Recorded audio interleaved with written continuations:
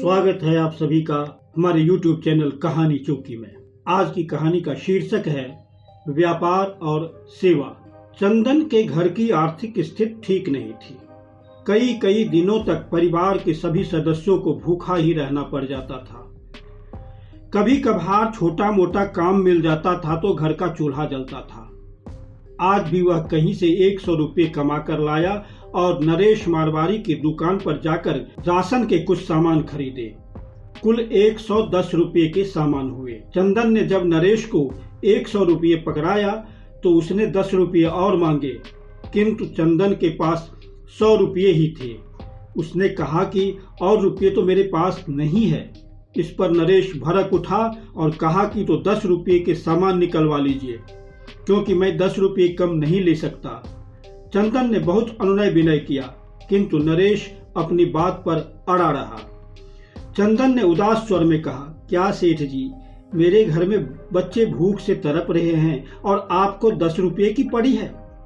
नरेश थोड़ा नरम जरूर हुआ, किंतु कहा कि मैं क्या कर सकता हूँ, यह तो मेरा व्यापार है और व्यापार में मैं 1 पैसा भी नहीं छोड़ सकता हूँ। और उसने चंदन के राशन में से 10 रुपये का सामान निकाल लिया और कहा कि आप ऐसा कीजिए, जाने से पहले मेरे घर खाना खा लीजिए। नरेश ने चंदन को भरपेट खाना खिलाया और जाते समय बच्चों के लिए भी खाना पैक करके चंदन के हाथ में थमा दिया। चंदन संतुष्ट होकर राशन और नरेश के द्वारा बच्चों के लिए दिया गया खाना लेकर चल दिया। नरेश का बेटा संजू पास ही में बैठा सब देख रहा था। उसे अपने पिता के इस प्रकार के व्यवहार से ताज्जुब हुआ। उसने अपने पिता से पूछ दिया, पिताजी, आपने यह क्या किया? 10 रुपये कम होने पर आपने उनके राशन में से 10 रुपये का सामान निकाल लिया और फिर उन्हें भरपेट खाना खिलाया तथा उसके बच्चों के लिए भी खाना पैक करके दे दिया। ऐसा क्यों? नरेश संजू की बात पर मुस्कुराया और उसे समझाते हुए कहा, देखो बेटा, यह मेरा व्यवसाय है, इसके साथ मैं कोई समझौता नहीं कर सकता।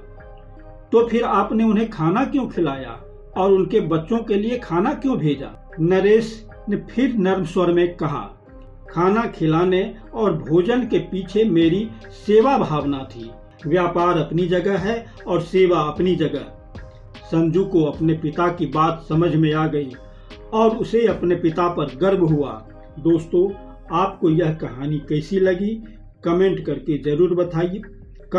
जरूर बताइए तथा वीडियो को लाइक और शेयर कीजिए। हाँ, चैनल को सब्सक्राइब करना न भूलें। धन्यवाद।